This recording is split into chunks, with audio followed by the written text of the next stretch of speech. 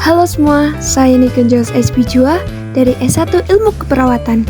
Kali ini saya akan berbincang tentang tersedak. Tentunya semua orang pernah dong mengalami tersedak, baik pada orang dewasa, anak-anak, maupun balita.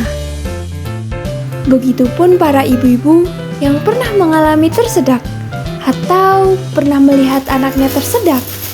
Tentunya sebagai ibu khawatir dong, takut anaknya kenapa-napa, takut tidak bisa bernafas, takut anaknya panik, dan sebagainya. Sebagian ibu pasti panik. Apa yang harus dilakukan? Bagaimana cara menolongnya? Jangan panik. Yuk, kita belajar bersama-sama. Langkah pertama yang harus dilakukan adalah memahami apa itu tersedak. Tersedak merupakan kondisi di mana jalan pernapasan tersumbat oleh benda asing, biasanya berupa makanan, mainan, dan lain-lain. Dan akibatnya apabila tidak ditangani dengan tepat, menyebabkan klien akan kehilangan refleks nafas, denyut jantung, dan kematian secara permanen dari batang otak. Sangat membahayakan, bukan? Nah, tersedak seperti ini biasanya dinamakan tersedak shocking, di mana tersedak yang menyumbat saluran pernafasan. Tersedak pada anak sendiri biasanya terjadi karena anak tersebut mulai belajar makan, yang kemudian makanannya mulai mengental, ataupun bisa terjadi karena anak tersebut belajar makan buah.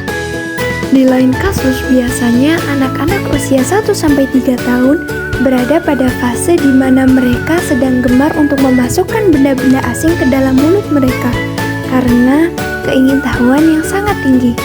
Penyebab lain umumnya terjadi biasanya karena orang tua membiarkan anak-anak mereka bermain, berlari, bahkan berbicara ketika disuapi makanan. Hal tersebut dapat menyebabkan makanan atau minuman masuk ke dalam saluran nafas sehingga sulit keluar dan menghambat jalan nafas. Lalu, ada berapa sih klasifikasi tersedak atau choking itu? Yang pertama, obstruksi total. Obstruksi total yaitu pembutuhan saluran pernafasan secara total sehingga klien tidak dapat bernafas sama sekali. Yang kedua, ada check valve atau partial. Check valve atau partial yaitu pembutuhan saluran napas secara parsial atau secara total sehingga klien masih dapat bernafas, akan tetapi kurang adekuat dan benda asing harus segera dikeluarkan. Lalu bagaimana ya tanda dan gejalanya? Simak video berikut ini.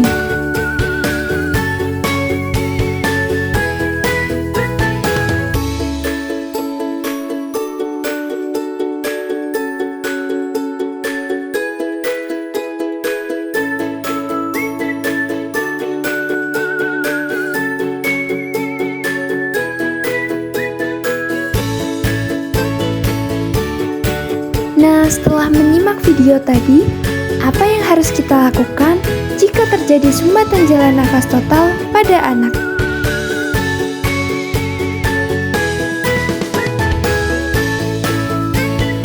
Yang pertama, lihat tanda-tanda tersedak seperti tidak mampu menangis, suara tidak keluar, maupun nampak sianosis. Yang kedua, telepon bantuan atau meminta orang lain menghubungi bantuan. Langkah ketiga, lakukan pertolongan pertama tersedak pada anak dengan teknik back blow, chest press, dan Heimlich maneuver. Simak teknik-teknik berikut untuk mengetahui bagaimana caranya. Teknik pertolongan tersedak pada anak yang pertama adalah back blow. Posisikan bayi dalam keadaan kepala menghadap ke bawah, tengkurap agar dengan gaya gravitasi membantu mengeluarkan benda asing. Penyelamat yang duduk atau berlutut harus dapat menopang bayi dengan aman di pangkuannya. Sanggah kepala bayi dengan meletakkan ibu jari di sudut rahang bawah dan 1 atau 2 jari dari tangan yang sama di sudut rahang bawah yang lainnya. Jangan menekan jaringan lunak di bawah rahang bayi karena akan memperburuk obstruksi jalan napas.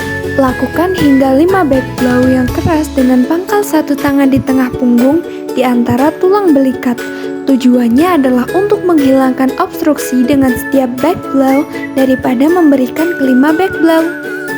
Pada anak dan dewasa, back blow akan lebih efektif jika anak diposisikan dengan kepala menghadap ke bawah. Seorang anak kecil dapat ditempatkan di pangkuan penyelamat seperti halnya bayi.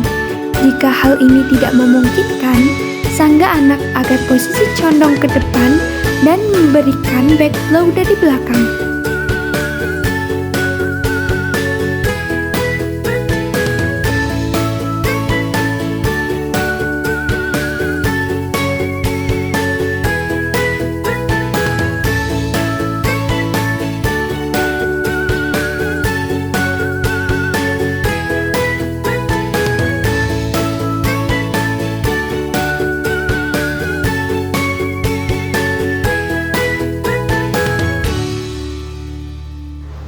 Yang kedua ada chest press.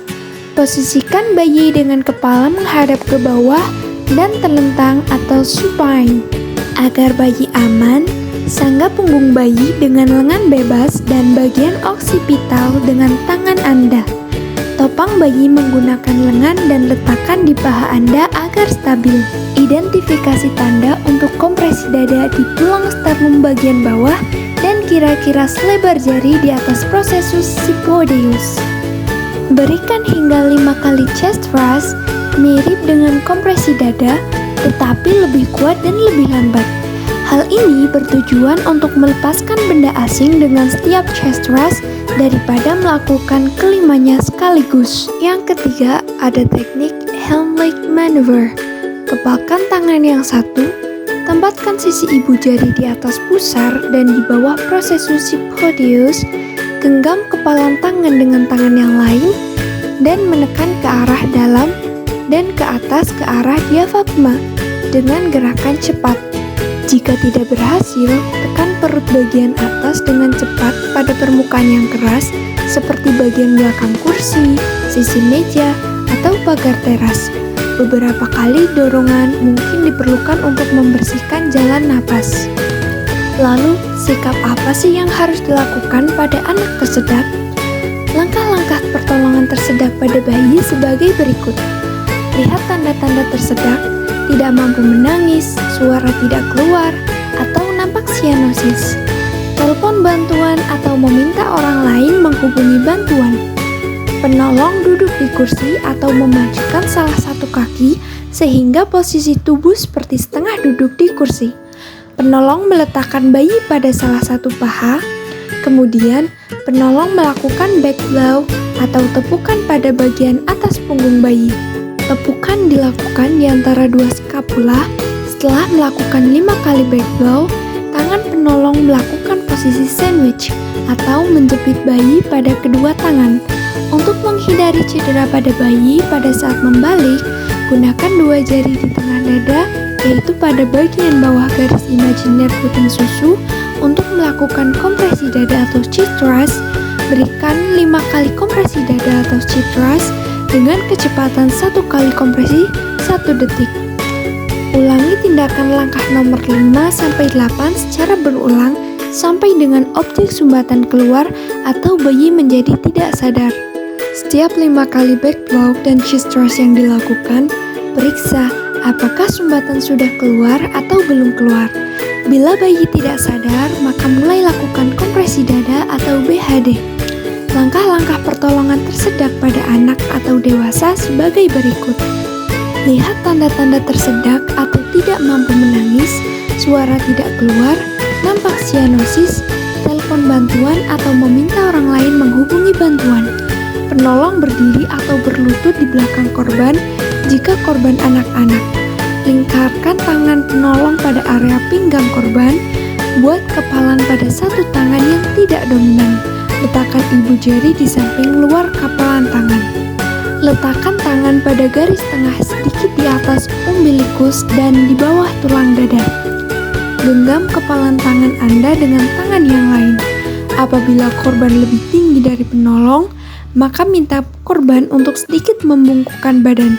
Tekan dan dorong ke atas, genggaman tangan di abdomen korban. Dengan cepat lakukan langkah ini secara secara berulang, sampai dengan objek sumbatan keluar atau pasien menjadi tidak sadar. Setiap 5 kali Heimlich maneuver yang dilakukan, maka periksa apakah sumbatan sudah keluar atau belum keluar. Bila pasien tidak sadar, maka lakukan kompresi dada BHD.